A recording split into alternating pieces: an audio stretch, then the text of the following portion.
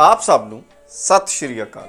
दोस्तों, पंजाब सरकार ने 36,000 कच्चे मुलाजमां नूं पक्का करन दा ऐलान कर दिता और अज विधान सभा दे विच 11 नवंबर नूं ਉਹ खरड़ा ते ਉਹ कानून बिल भी पेश कर दिता है जिस राही पंजाब दे 36,000 मुलाजम पक्के होण जा रहे ने, रैगूलर होण जा रहे ने। इस एक्ट नूं चंगी तरह कोखण तो बाद इस विच की नियम ने, किस तरह पंजाब दे 36,000 मुलाजम पक्के होण जा रहे ने। सो आओ इस बारे डिटेल दे विच गल करांगे इस वीडियो दे विच। ये वीडियो शुरू करन तो पहला जेकर तुसी साडा चैनल अजे तक सबसक्राइब नहीं किया तो सबसक्राइब जरूर कर लो ते बैल आइकन भी जरूर दब लो। सो दोस्तों, कुछ मुख अंश इस एक्ट दे समझते हैं कि किस तरह की कंडीशनां, किस तरह के नियम घड़े गए ने पंजाब सरकार वालों, और ये बिल जिहड़ा है अज विधान सभा दे विच पेश भी कर दिता गया। सो इस नूं देखते हैं कि इस दे विच किहड़े-किहड़े एम्पलाई, कच्चे कर्मचारी जिहड़े ने कवर हुंदे ने। कुछ गल्लां असीं तुहानूं कल दी वीडियो दे विच दस चुके हैं और उस दे लगातारता दे विच समझ लो कि ये डिटेल वीडियो है इस एक्ट बारे, इस बिल बारे, जिसका नाम है Punjab protection and regularisation of contractual employees bill 2021।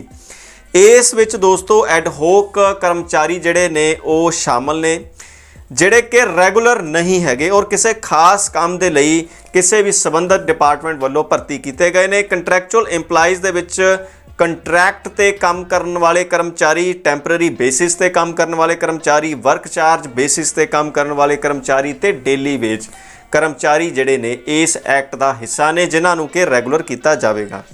दोस्तों, एक गल असीं तुहानूं कल दी वीडियो दे विच भी दस दित्ती सी और दोबारा अज फिर रिपीट कर दिंदे हां। इस विच लिखिआ दी contractual employees shall not include the persons engaged in the department through private agency or outsource for performing the duty from time to time. इस गल नूं ਅਸੀਂ ਕੱਲ ਦੀ ਵੀਡੀਓ ਦੇ ਵਿੱਚ ਵੀ ਕਲੀਅਰ ਕਰ ਦਿੱਤਾ ਸੀ ਕਿ ਜਿਹੜੇ ਪ੍ਰਾਈਵੇਟ ਕੰਪਨੀਆਂ ਦੇ ਥਰੂ ਕਰਮਚਾਰੀ ਜਿਹੜੇ ਨੇ ਰਿਕਰੂਟ ਕੀਤੇ ਗਏ ਨੇ, ਕੰਮ ਕਰ ਰਹੇ ਨੇ ਪੰਜਾਬ ਦੇ ਵੱਖ-ਵੱਖ ਡਿਪਾਰਟਮੈਂਟਾਂ ਦੇ ਵਿੱਚ, ਉਹਨਾਂ ਨੂੰ ਇਸ ਐਕਟ ਦਾ ਹਿੱਸਾ नहीं बनाया गया। उन्होंने रैगूलर करने की कोई स्कीम पंजाब सरकार की अजे नहीं है। इस तो इलावा दोस्तों मैं तुहानूं दसदा कि इस दे नाल एक चीज़ होर इहदे विच ऐड की गई है कि contractual employees shall not include the person appointed on tenure post. इहदा मतलब की होया? इहदा मतलब ये होया कि किसी खास काम दे लई जदों कर्मचारी कच्चे तौर पर रखे गए ने, मान लो कोई प्रोपर एक 2 साल की कोई स्कीम है या सेवा है, उस दे लई मान लो जे किस तरह का कोई डाटा भरन दे लई 2 साल की कोई स्कीम है पंजाब सरकार की, तो उहदे लई भर्ती किए गए कर्मचारी भी इसका हिस्सा नहीं होणगे। किसी भी सेंटर या स्टेट की स्कीम राही भर्ती कर्मचारी कंट्रैक्ट बेस ते वो भी इस स्कीम का हिस्सा नहीं होणगे। इस तो इलावा दोस्तों डेली वेज कर्मचारी जिहड़े ने वर्क चार्ज बेसिस ते जिहड़े काम कर रहे कर्मचारी ने, ग्रुप सी ते ग्रुप डी दे जिहड़े कर्मचारी ने कच्चे तौर पर कंट्रैक्ट बेस ते काम कर रहे ने, रैगूलर नहीं ने, उन्होंने ही इस एक्ट का हिस्सा बनाया गया। दोस्तों उस तो बाद जिहड़ी एक खास गल ते खास शर्त है जिहदे बारे असीं तुहानूं कल भी दस दित्ता सी कि इस दे विच 10 साल की कंडीशन लगाई गई है। 10 साल की कंटिन्यूस रैगूलर सेवा जिहड़ी है होनी चाहिए है, यानी कि 10 साल का पीरियड टुटिया नहीं होना चाहिए तो 10 साल तो उपर की सेवा कंट्रैक्चुअल बेसिस ते जिहड़ी है होनी चाहिए, तां ही तुसी रैगूलर किए जा सकते हो इस एक्ट के अकॉर्डिंग। दोस्तों मैं इस एक्ट नूं चंगी तरह पढ़न तो बाद ये वीडियो तैयार कर रहे हैं। सो इस विच जो भी लिखा है उस दा अनुवाद, उसकी पंजाबी तुहानूं दस रहे हैं। उस तरह ही दोस्तों पेज नंबर 3 ते जे आ जाइए तो कुछ शर्तां जिहड़ियां ने लिखियां गईयां ने कि कर्मचारी जिहड़े ने पक्के किए जाणगे। वो शर्तां की ने? सब तो पहली शर्त है एज दा एलिजिबिलिटी क्राइटेरिया है उस नूं जिहड़ा कर्मचारी पक्का होण जा रहा पूरा करदा होवे, यानी कि घट्टो घट्ट एज जिहड़ी है वो 18 साल ते वध तो वध एज जिहड़ी है वो 37 साल होनी चाहिए है। और SC-BC भाईचारे दे लई 5 साल की होर इहदे च रिलैक्सेशन है, यानी कि 42 साल तक वो कर्मचारी जिहड़े ने वो रैगूलर किए जा सकते हैं। और इस अगली जिहड़ी शर्त है वो लिखी गई है कि वो पजैस करदा होवे requisite education qualification and experience. जिस भी पोस्ट ते जिहड़ा रैगूलर हो रहा है उस दे बराबर दी जिहड़ी क्वालिफिकेशन है उस कर्मचारी कोल होनी चाहिए है, तजर्बा उस कोल होना चाहिए 10 साल का।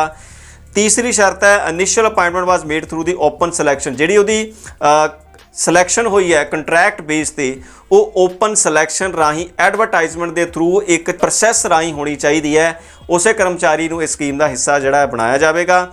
इस तो इलावा दोस्तों कंट्रैक्चुअल एम्पलाइज की जिहड़ी कंटीन्यूस सेवा होनी चाहिए है ਔਰ ਉਹ ਵਾਜ਼ note under the aid of any order of court ਔਰ ਟਰਬਿਊਨਲ, ਉਹਦੀ ਸੇਵਾ ਜਿਹੜੀ ਹੈ ਕਿਸੇ ਟਰਬਿਊਨਲ ਜਾਂ ਕੋਰਟ ਦੇ ਆਰਡਰ ਦੇ ਅਕੋਰਡਿੰਗ ਜਿਹੜੀ ਹੈ ਅਧੀਨ ਨਹੀਂ ਹੋਣੀ ਚਾਹੀਦੀ। ਉਹਦਾ ਜਿਹੜਾ ਕਰੈਕਟਰ ਹੈ, ਅਗਲੀ ਸ਼ਰਤ ਹੈ ਕਿ ਉਹਦਾ ਕਰੈਕਟਰ ਜਿਹੜਾ ਹੈ ਉਹ ਗੁੱਡ ਹੋਣਾ ਚਾਹੀਦਾ ਹੈ, ਉਹ ਜਿਹੜਾ ਹੈ ਸੰਬੰਧਿਤ ਡਿਪਾਰਟਮੈਂਟ ਵੈਰੀਫਾਈ ਕਰ ਦੇਗਾ। ਅਗਲੀ ਸ਼ਰਤ ਹੈ ਕਿ contractual EMPLOYEES has not been indicted in any criminal और डिपार्टमेंटल इंक्वायरी प्रोसीडिंग्स, यानी कि वो किसी कोर्ट या डिपार्टमेंट वालों सज़ा याफ्ता नहीं होना चाहिए, उसनों किसी तरह की सज़ा कोर्ट वालों या किसी डिपार्टमेंट वालों नहीं दी गई होनी चाहिए है। उस तो बाद है दोस्तों कि regularisation of the service of contractual employee under this act shall be effective from the date on which the competent authority passes the order, यानी कि इस एक्ट के आने तो बाद कोई भी कर्मचारी पक्का नहीं हो जाता जदों तक कॉम्पिटेंट अथॉरिटी जिहड़ी है उसनूं रैगूलर नहीं करती इस एक्ट के अकॉर्डिंग, उदों तक वो पक्का नहीं मन्निया जाएगा। यानी कि जिहड़ा भी संबंधित कॉम्पिटेंट अथॉरिटी है वो अपना ऑर्डर जिहड़ा इस एक्ट तो बाद पास करेगी।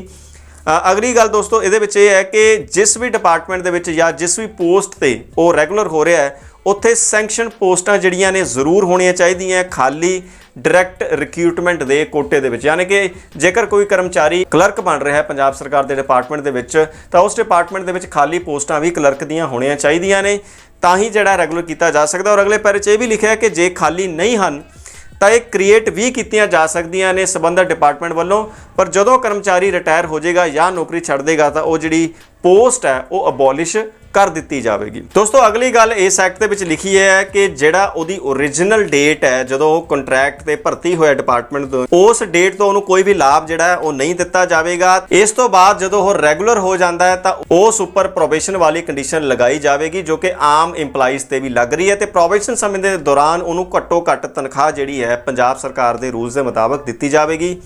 इस विच लिखा मिनीमम ऑफ पे मैट्रिक्स लैवल, जिहड़े भी पे मैट्रिक्स दे विच फिक्स किया जाएगा उहदी मुढ़ली तनख्वाह जिहड़ी है इस एक्ट के अकॉर्डिंग उसनूं दित्ती जाएगी। दोस्तों एक सवाल बहुत सारे मुलाजम ये भी पूछ रहे सी कंट्रैक्ट बेसिस के उपर कि जेकर 10 साल नहीं होए तां की होवेगा, कि 10 साल होण ते सानूं पक्का किया जाएगा, उस बारे भी इस दे विच लिखा गया है कि if the contractual employ has not completed 10 years of service therefore is services can not be regularise, जेकर 10 साल नहीं होए तो रेगुलर नहीं किया जा सकता। But under the provisions of this act he shall if this services are required, अगर उहदियां सर्विसिज जिहड़ियां ने लोड़ींदियां ने रिक्वायर्ड ने तो डिपार्टमेंट जिहड़ा है उस दे कंट्रैक्ट दे विच उन्नी देर दा वाधा करके, यानी कि जब तक उहदे 10 साल नहीं हुंदे उस नूं कंडीशन एंड टर्म्स दे नाल रेगुलर भी कर सकदा है। यानी कि संभावना इस नाल बन जाती है जेकर तुहाडे 10 साल नहीं होए, जे तुहाडा डिपार्टमेंट चाहता है तो तुहानूं 10 साल सेवा करवा के बाद विच भी रैगूलर कर सकता है। और इस विच अगली गल लिखी गई है कि सनियारता जिहड़ी है shall be based on the initial date of entry, जदों तो तुसीं रैगूलर होवोगे उदों तो तुहाडी जिहड़ी सनियारता है वो बनाई जाएगी।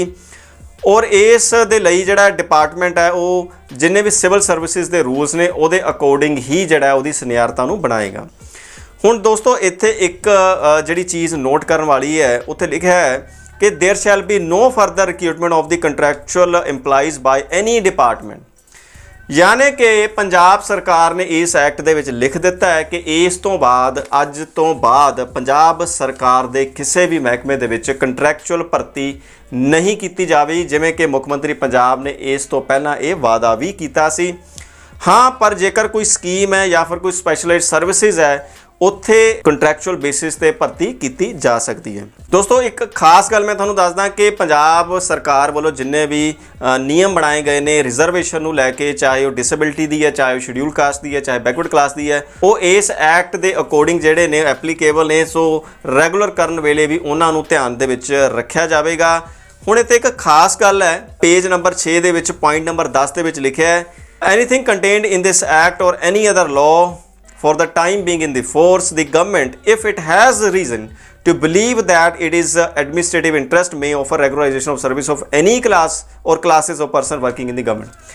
यानी कि पंजाब सरकार अपने आप नूं एक पावर दे दी है कि वो जदों भी चाहे किसी भी कर्मचारी या कर्मचारियों की सेवा नूं रैगूलर करना चाहती है तो इस एक्ट के अकॉर्डिंग कर सकती है। दोस्तों अखीर दे विच दसदी है कि daily veg ad hoc contractual temporary work charge ते आउटसोर्स वैलफेयर एक्ट 2016 जिहड़े ने इस एक्ट के आने तो बाद 2016 का जोड़ा एक्ट बनाया गया सीगा कच्चे मुलाजमान पक्के करना, उसनूं रिपील कर दिता गया, यानी कि उसनूं खत्म कर दिता गया।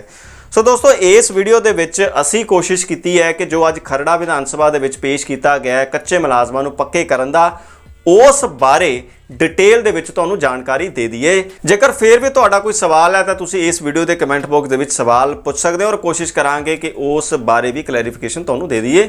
ਆਸ ਕਰਦੇ ਹਾਂ ਕਿ ਇਹ ਵੀਡੀਓ ਤੇ ਅਪਡੇਟ ਤੁਹਾਨੂੰ ਵਧੀਆ ਲੱਗੀ ਹੋਵੇਗੀ। ਵਧੀਆ ਲੱਗੀ ਤਾਂ ਇਸ ਵੀਡੀਓ ਨੂੰ ਲਾਈਕ ਤੇ ਸ਼ੇਅਰ ਜ਼ਰੂਰ ਕਰਿਓ। ਜੇਕਰ ਇਸ ਚੈਨਲ ਤੇ ਆ ਰਹੀਆਂ ਵੀਡੀਓਜ਼ ਤੁਹਾਨੂੰ ਵਧੀਆ ਲੱਗ ਰਹੀਆਂ ਤਾਂ ਸਾਨੂੰ ਸਪੋਰਟ ਕਰਨ ਦੇ ਲਈ ਚੈਨਲ ਵੀ ਸਬਸਕ੍ਰਾਈਬ ਕਰ ਦਿਓ ਤੇ ਬੈਲ ਆਈਕਨ ਵੀ ਜ਼ਰੂਰ ਦਬ ਦਿਓ। ਬਸ ਇਸੇ ਤਰ੍ਹਾਂ ਹੀ ਜੁੜੇ ਰਹੋ, ਇਸੇ ਤਰ੍ਹਾਂ ਹੀ ਸਾਡਾ ਹੌਸਲਾ ਵਧਾਉਂਦੇ ਰਹੋ। ਮਿਲਦੇ ਹਾਂ ਅਗਲੀ ਵੀਡੀਓ ਦੇ ਵਿੱਚ। ਧੰਨਵਾਦ।